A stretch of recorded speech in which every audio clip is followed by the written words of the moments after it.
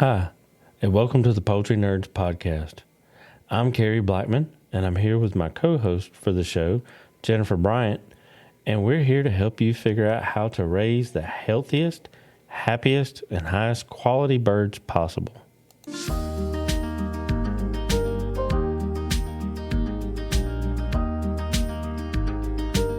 Hey everyone, this is Aaron with Guidroz Family Farm. We're a small homestead farm based out of South Louisiana, and we raise quail and chickens. Thanks for having me today. Hope you guys enjoy.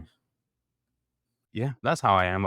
So for QuailCon, my big thing is I like to help like small people, homesteaders that are raising quail on making a profit or okay, so I'm gonna tell y'all my title for QuailCon for my speech is homesteading with quail, breaking even and beyond.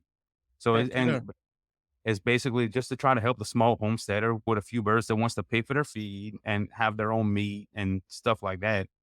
And that's where I started. It was just as a homesteader. My wife and I were 18, 19 years old, got married, and neither one of us came from a farming background. And we're like, we don't like what's going on with the meat in the store, and let's start raising our own stuff. And here we are. Everybody thought we were crazy, but here we are. And then our goal when we first started our business was if we could pay for all the feed and then provide meat for us, we were doing great. And then it started, well, let's build this barn, let's build this, and let's have the birds pay for it. And now I got dump trucks dumping dirt in my yard right now to build another building. The bird paid for it, so it's fine. Yeah. Let's talk bobwhites today because I get a lot of questions about bobwhites and I don't really know anything about them other than what I've heard. So do you have a lot of bobwhites? I have a few bobwhites. I kind of transitioned over from bobwhites to more Coturnix because of the meat. I still enjoy bobwhites. Bobwhites are a beautiful bird. Their song is unmatched. Actually, I have a video on YouTube I done maybe 2 years ago on for meat, bobwhites versus Coturnix.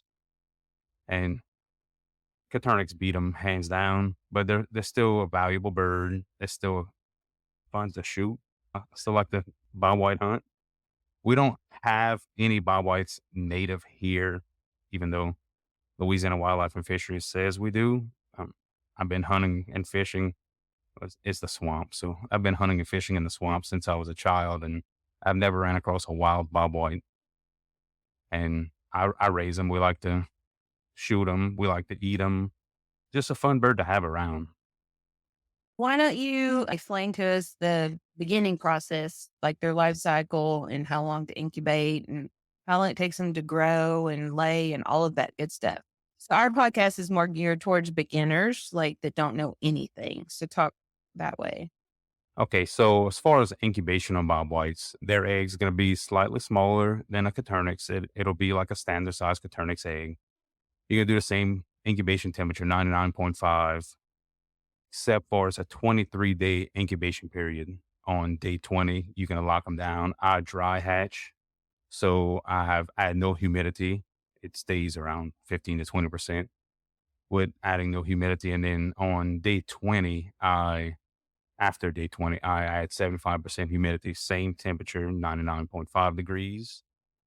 And I find with bobwhites and like pheasants and stuff, more the wild game birds, I'll let them go longer than I would a Coturnix egg hatching. Sometimes I'll let them go to that 24, 25 days because you'll have more hatch out.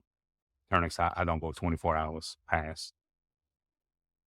Brooding is substantially different with bobwhites and Coturnix. Just first off, your length. You're going to be brooding bobwhites for 6 weeks, depending on your climate, as compared to Coturnix when, bobwhites, you're pulling them out of the brooder when Coturnix are laying, just about. Wow. So I do for bobwhites in the brooder, we're looking around one bird per half a square foot. So 2 birds per square foot for the brooding for the first 3 weeks. Then after the first 3 weeks, then I go 1 bird per square foot. And that helps with aggression because they are more of a wild bird. And It's not like a Coturnix where you can select for temperament. They're just a wild bird. If Mhm. you And one big tip I'll give anybody that's wanting to get into bobwhites, they will be aggressive in the brooder. I would definitely, like, if you're starting to see like mass aggression, lower your temperature by 3 or 4 degrees, and it'll calm them down. I know it's like against everything we know as far as brooding, but that I found that works for me just fine. I I mean, I can store. understand that because when I get hot, I get irritated. I'm a big Southern boy. When I started to get agitated, Yeah. when I start the brooding from the incubator, I'll put my brooders at 98 degrees, and I'll be looking to decrease about 5 degrees a week. Now, if you end up with an aggression situation and you just lowered your temperature by 5 degrees, go ahead and lower it 3 or 4 more degrees and keep it at that. And then when it comes to your next week, then you're going to drop it back down another 5. Don't ever go back up. Mhm. And they are super busy birds. Jennifer, you raise button quails. What button quail look like in a brooder? Mhm. Bobwhites are the same thing except for bigger. And Wow. at about 2 weeks old, these suckers can fly. Like, Really? yeah, Dang. they're not a glorified flight. Like, you don't want to have a topless brooder. These things are so fast. They're really Okay. amazing birds. That's wire. I have wire bottom brooders Okay. and wire top brooders. All right. And they're the same feed, 30% protein feed. Yeah. So I use game bird starter. That's Mhm. 28 to 30% for the first 12 weeks. Then Mhm. after that, I'll go down to like a 24, 26%, because Bob White's, in my personal opinion from my experiences, because I really never had anyone sit down and explain to me, hey, this is how you take care of a Bob White. I've done online reading, but that could go in multiple different directions, the information you can find out there. I found that if you try to keep them on a higher protein when they are starting to lay, you end up with a lot more egg-bound hens. You have a lot more prolapses, and bobwhites typically have a short laying season. So if you lose a hen or you got an egg-bound hen that she's not going to lay for a while and you don't want her to lay for a while, so you want to try to eliminate as many possible problems you can, that you could control, because they have their own problems on their own. Okay, so let's go back to the brooding. So you've got them under heat for 6 weeks. You got them on high protein. Though, so at 6 weeks, where do you put them? At 6 weeks, I'll go to a mid-level. I do things a little differently because I do everything outdoors unheated, because I live in South Louisiana. We're 85 degrees today. Mm-hmm. It's nice and warm. I call it a mid-level grow out cage. It's no egg roll outs. I use the same one as my bobwhites and my Coturnix, and I'll keep them in there. Bobwhites will live in a colony when it's not breeding season. That's when they'll start with the aggression. Hens will kill hens. You want to pair them up when it comes to laying season. One to one. Interesting. So a lot of Unless, buttons. unless you have a bigger aviary where you could have one bird for every 4 to 5 square feet with several hides and things to do like that, then you can have multiple. But they are super aggressive in mating season. After that, like in the wild, bobwhites will, like in the wintertime, they'll come together and form their covey, and they live together for wintertime. And in the spring, when laying season comes, they'll start to spread out and pair off. Okay, so how old are they when they start to lay? They'll start to lay around the 14 to 16 week, but it's seasonal. So like right now, what I'm doing right now is I'm preparing for next spring. I use a shortened version of the bobwhite season. So the birds I'm gonna hatch out now are gonna be for next spring breeders. They'll start laying for me. They'll start laying here in the February, beginning of March, and they'll lay through May and start tapering off like the second or third week of May. And usually by middle of June, they're done laying. So how big do they get? So for a mature bobwhite, it'll vary anywhere between 5 to 7 ounces for a mature bobwhite. Okay, so you've got a small egg a small bird, a short laying season. They take up more space. They're aggressive. What's the pro to keeping these birds? They whistle. It's I enjoy listening to their noises, their sounds they make. They're just, I wouldn't recommend someone just starting out for bobwhites. right. And I'll get people to, they'll call me up and I want to get started with quail. I want bobwhites. I'm like, how about you try this instead? Mhm. Because I have some of my Coturnix that I could just get, I could put them in my pocket and just walk around and they'll just stay in my pocket and just look around. You're not doing it with a bobwhite. So do you have them in cages we hear people talk about putting them in flight pens. You got to teach them to fly, that kind of stuff. Yes, flight pens are recommended. I do keep some in cages. Mm-hmm. The cages are like 14 inches tall. You have to be very quick to grab the eggs. I don't trust egg lots with bobwhites. And because when they fly, most of the time they're not coming back. You lose them. Coturnix, I find Coturnix, sometimes I'll get some out. They come out because I'm clumsy a lot of the times and I'll forget to close the door to the cage. But they just stick around. Yeah, they get Bobwhite, on and they're like, what do we do now? yeah, they want to get out so bad. They get on the ground and they just like, hey, let me back in with my friends. Yeah. Okay. So do bobwhite eggs taste better? Are they worth more? If you're going to sell them to customers, they're worth more. The average price for a bobwhite hatching eggs is around $2 a piece here locally, Mm-hmm. which Coturnix eggs, depending who you ask, anywhere between 50 cents and $1 for Coturnix egg around here where I live at in South Louisiana. But bobwhites are around $2 and adult birds, Coturnix adult hens here will sell for $6 to $7. Bobwhites will sell for $9 to $10 a piece. So you can make more money. It's just going to take you a longer time. You have more money invested in them and Yeah. feed. Mm-hmm. And space. Huh. Interesting. Lifespan, I'm going to say recycle bobwhites. So I don't really keep anything over a year. Mm-hmm. So like the birds this year are going to replace the bird from last year and so on and so forth.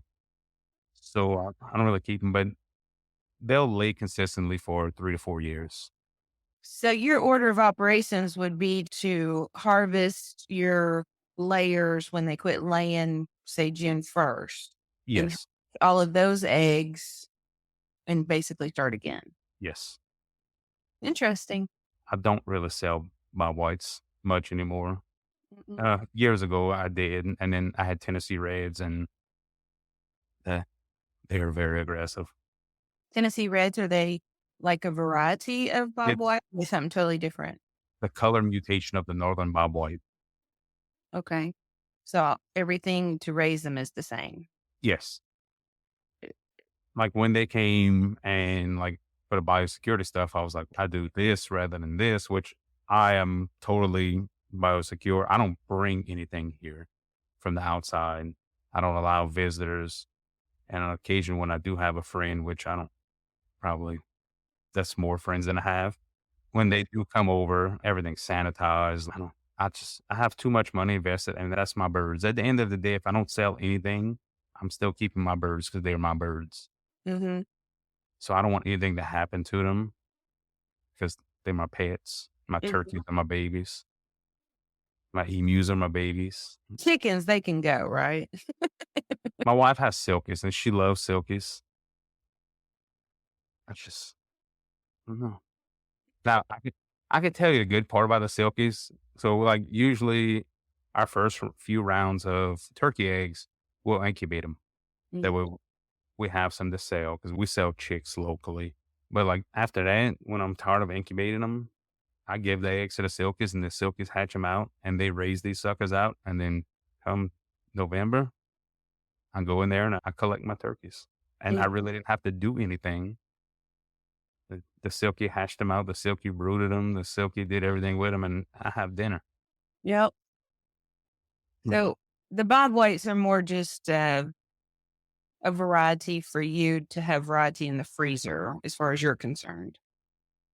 For me, it's more of the experience of it, Mhm. the sound. I'll just stop and sit. If I'm feeling a certain spot, I'll just stop and sit and enjoy a few minutes of peace. Mm. And the bobwhites add that extra sound. It's also sporting to shoot, get a couple dogs, working them in some bushes and have a little fun like that. And then we eat them. We don't waste them, of Do course. you I just live by myself. So, what is the theory behind the legality of the permit? Why are they trying to govern the bobwhite? I'm not sure. And I know there's special buyback programs, like in more than the northern part of the state, they'll buy bobwhites to release back into the wild because the population is going down substantially. Yeah. Bobwhite in the wild averages about a year of lifespan. The same thing like the Coturnix, they are at the bottom of the food chain. They don't prey on anything aside from a few insects and seeds on the ground. Everything preys on them. Everything bigger than them is bobwhite's food. So their lifespan in the wild is not well, poor guys. And I think they're a beautiful bird. I think we should have more, but I don't know if it's more of a government thing, wanting to keep tabs on what everybody has. I'm not one of those tinfoil hat wearing people, but I am. yeah, I wouldn't recommend starting with bobwhites just for the simple fact of it a little bit more difficult to care for. You have a lot more money invested to realize that this is not working out for me. My whole thing is I'm a homesteader. That's where my roots lie, is being a homesteader. So everything is cutting costs. And what's the most cost effective way to do this? What's the most cost effective way to experiment and try this without costing a ton of money? Because the people that have endless supply of money are not worried about raising a quail. Most people, I'm going to generalize here, most people are raising quail to cut costs at home and separate themselves from the grocery store. And bobwhites is just not the answer for that. All you bobwhite breeders listening to this, you know exactly what I'm saying. And unless if you have 10,000 bobwhites and you're selling chicks and selling eggs like crazy, you're not worried about the cost because you're making double the profit as a Coturnix. Mm-hmm. You're raising this and you're a homesteader and you think you're going to have a good meat source, you're better off raising a chicken. As much as that hurts me to say, it's going to grow out the same amount as a white American breast. Yeah, if you're talking about a 7-ounce live weight bird, you're only talking about 3 ounces of meat, maybe. Yeah. We just took my grandson to Sonic and he ate a bigger hamburger than 3 ounces. Yeah. So, yeah. When you look at a Coturnix, when you look at like on a butchered bird, I should have rewatched my video. I can't watch myself on YouTube. But if you look at like the skin birds side by side, the legs are big on a Coturnix, the breasts are big on a Coturnix. You could stick a bobwhite inside of a Coturnix. Oh, wow. That'd be like a turducken, but with bobwhite inside a Coturnix. Do you raise any other game birds, just out of curiosity? I raised ringneck pheasants and I stopped about a year ago. Because I wanted to make a quail aviary. So their enclosure is now a quail aviary. Okay. Did you eat those? Yes. What do they taste like? It's like the bobwhites and the pheasants and even Coturnix taste the same. It's a dark meat. It don't take long to cook. Don't get crazy on your temperature when you're cooking those guys. It's red, a little bit more reddish. Like when I skin most of my stuff. If I'm doing it here, I'm scanning it because time is valuable. Mm-hmm. And I'm trying to remember the weight on the pheasants.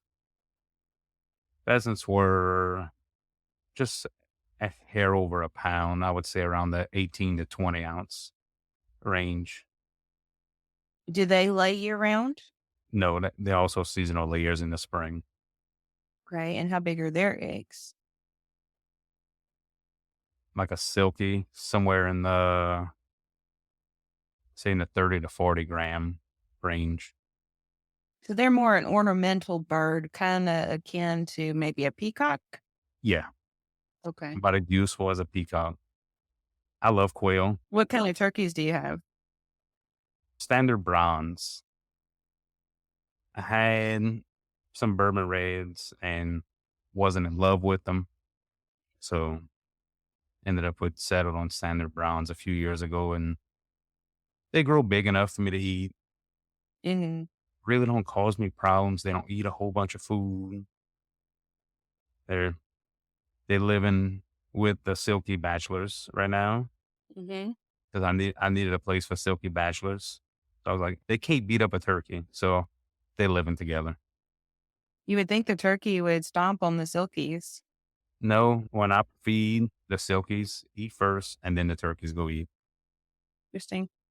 Anything else you want to say about bobwhites? And then I want to talk about Coturnix for a minute.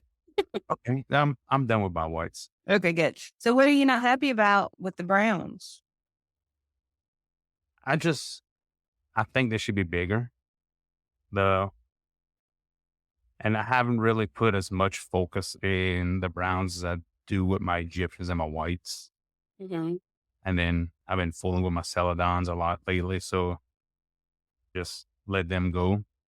And it's getting close to time to replace them. I think I have some that I'm satisfied with, but it's only like 30.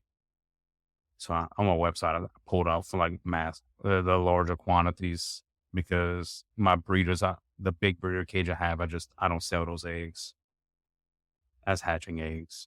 So how big are your birds? They are staying more around the 13 ounce, like 12 to 13 ounce range. So they're a little smaller, and they were bigger. Oh, yeah. How big are your eggs? My eggs are around 15 to 17 grams.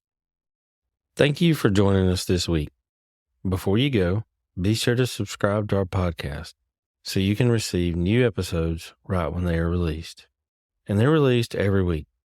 Feel free to email us at poultrynerds@gmail.com to share your thoughts about the show. Until next time, poultry pals, keep clucking, keep learning, and keep it exciting. This is Carey signing off from Poultry Nerds. Feathers up, everyone.